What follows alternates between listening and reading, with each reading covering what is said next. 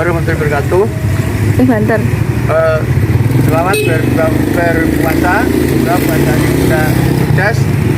Dan ini saya melakukan kegiatan membagi takjil dari Sektor 2 Cabang Wisata Madiun, membagi takjil kepada masyarakat dan sekitarnya. Ini baru Subang kedua, satu sudah. Ini Subang terakhir hanya jenang Sengkolo. Jenang Sengkolo itu ada jenang merah putih dan juga jenang sungsum. Ini ada pernah tiga.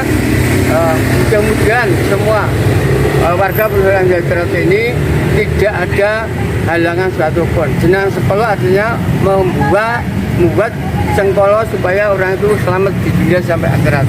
Dan juga ada jenang warna tiga, ada yang putih, merah, dan hitam.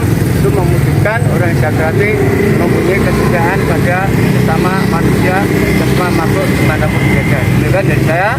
Bagi kurang lebihnya, saya sebagai Dewan Pertimbangan Cabang Wisata Madiun mewakili Kota Cabang melakukan kegiatan komunikasi ini. Terima kasih.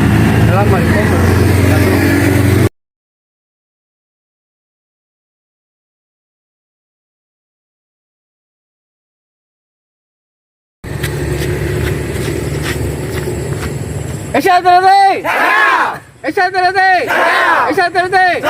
Pusat Madiun.